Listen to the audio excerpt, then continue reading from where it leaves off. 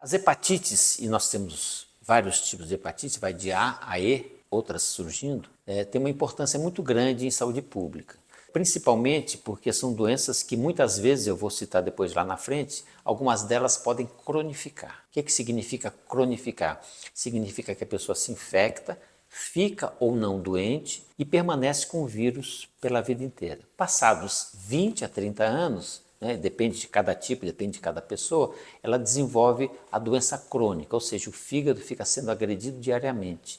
E isto leva, ou pode levar, ao transplante hepático. Então, uma das principais causas de transplante hepático no Brasil é exatamente as hepatites, principalmente a hepatite C, que hoje tem tratamento e cura. Antigamente, a hepatite A, que foi a primeira descrita, ela se considerava como transmissão chamada fecal-oral. Significa que a pessoa doente com hepatite A eliminava através das fezes o vírus e esses vírus, através das fezes, contaminavam às vezes a própria mão, às vezes objetos, às vezes alimentos. E essas pessoas que ingeriam esses alimentos contaminados pelo vírus A adquiriam ou não a hepatite. Então esse é o primeiro passo. O que mudou? Se percebeu que a hepatite A, que tinha transmissão quase que exclusiva fecal-oral, identificou que ela pode ser transmitida por contato sexual. Então passou a ser uma IST, uma infecção sexualmente transmissível. Grupos específicos têm maior risco da transmissão do vírus A da hepatite. Já falando da hepatite B, a hepatite B no passado era conhecida como hepatite soro-homóloga, porque se imaginava que a transmissão ocorreria somente por transfusão sanguínea. E durante muitos anos assim foi, se tinha essa visão. E hoje, a gente identifica a hepatite B também como uma doença, como uma infecção sexualmente transmissível. Então ela é uma IST, ela é uma infecção sexualmente transmissível. Ela pode ser transmitida por sangue, sim. Mas com a melhora da qualidade dos bancos de sangue, a gente praticamente não tem mais hepatite B transmitida através de transfusão sanguínea. Isso se deveu principalmente ao evento do HIV, quando se precisou aprimorar os cuidados com os bancos de sangue. Então hoje a hepatite B tem uma transmissão sexual muito maior do que se imaginava, então tem outro lado. Voltando para a hepatite A, apenas para me referir melhor, a hepatite A não cronifica, ou seja, a pessoa se infecta, fica doente ou não, mas ela não cronifica, ou seja, ninguém morre por hepatite A crônica, mas ela, por volta de 1, 2%, ela é fulminante. A pessoa pode ter uma agressão hepática muito grande decorrendo do vírus, mas ela cura e deixa anticorpo protetor para o resto da vida. Já a hepatite B pode cronificar, e ela cronifica numa proporção de 5 a 10% talvez, de todos os casos de pessoas que se infectaram. E é bom lembrar que nas hepatites elas podem causar a infecção e não causar doença, porque todo mundo lembra a hepatite como os olhos ficam amarelos, as peles amarelas, as fezes claras, esse é o estigma da hepatite, mas às vezes a hepatite ela é assintomática, a pessoa não tem nada, ou às vezes passa como se fosse um resfriado, um quadro febril, e a pessoa nem sabe que teve aquele tipo de hepatite. Somente quando for fazer o exame, por qualquer razão, teste sorológico, você vai identificar o vírus que causou aquela hepatite. O grande vilão, considerando todas as hepatites, foi a hepatite C. E olha que eu falei foi.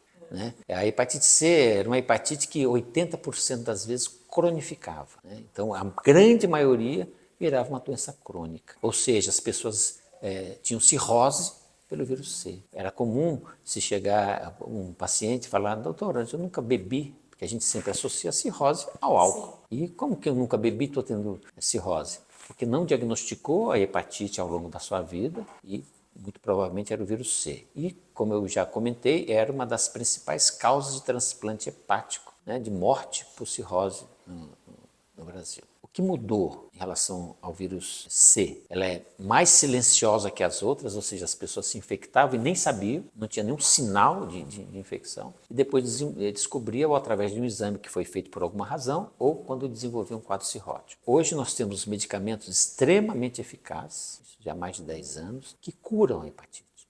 Ou seja, é possível que a hepatite C cure quase 100%, dá 95% das vezes. A pessoa que tem a hepatite C em qualquer estágio, pode ser um estágio que eu descobri por acaso hoje, não um estágio avançado. No estágio inicial, o tratamento existe, ele é feito e é disponibilizado pelo SUS, gratuitamente. Então, a gente pode dizer hoje que a hepatite C será um problema do passado. As novas gerações não terão mais o vírus C. Qual é o grande problema da hepatite C? É que não tem vacina. Não existe vacina contra a hepatite C. Então, se eu me infectar, eu tenho chance em torno de 60%, 80% de cronificação, mas eu tenho a possibilidade da cura. Alguém vai perguntar, eu estou me antecipando, mas se alguém perguntar, eu posso ter hepatite C mais de uma vez? Pode. Eu posso me reinfectar pelo vírus da hepatite C. E aí tem que fazer todo o processo terapêutico novamente. Então, portanto, é importantíssimo que se identifique essas pessoas. Nós cansamos de fazer campanhas para identificar pessoas portadoras do vírus C. E lembrando que essas pessoas portadoras do vírus C transmitem. E transmite como? Transmite principalmente por via sexual. A hepatite A pode ser transmitida fecal-oral e também sexual, mas fecal-oral. Eu posso comer um alimento contaminado. Era relativamente frequente em algumas regiões do Brasil, principalmente litorâneas, em que não havia um esgoto muito bem estabelecido e que essas fezes eventualmente contaminadas caíam no mar e os mariscos, os moluscos, se alimentavam desse material fecal, no caso, matéria orgânica, e eles se infectavam pelo vírus. E quando a pessoa comia esses frutos do mar cru, se infectava pelo vírus A. Então, é fecal-oral a transmissão. Tem vacina para hepatite A? Tem. Eficaz? Sim.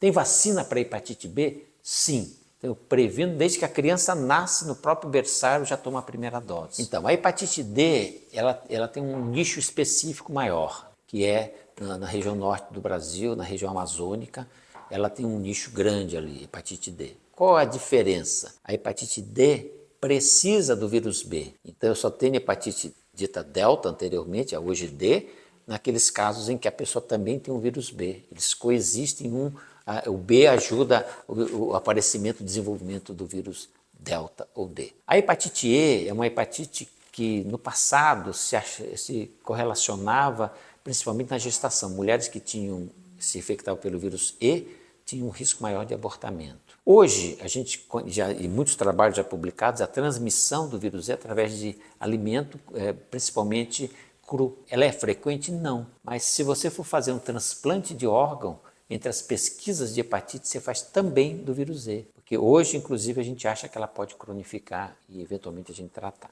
As hepatites podem ser assintomáticas. A pessoa se infecta, não tem absolutamente nada. E tem os casos sintomáticos, que é esse que nós vamos focar, porque são sintomas e sinais mais comuns. Os que são mais populares é o mal-estar, cansaço, a dinamia, os olhos ficam amarelos, é a chamada icterícia, então os olhos ficam amarelos, o branco do olho fica amarelo, a pele pode ficar amarela, pela icterícia, porque você tem uma doença no fígado e as bilirrubinas caem para o sangue e aí aumentam essa coloração da pele. Então, e as fezes, por sua vez, como tem lá uma explicação fisiológica para isso, as fezes não se coram pela bilirrubina que aumenta, ela vai para o sangue e não vai para as fezes. Então essas fezes ficam claras, porque ela perde o pigmento que dá a cor às fezes marrom, que é a bilirrubina. A gente pode dizer que hepatite é uma doença que existe há muito tempo.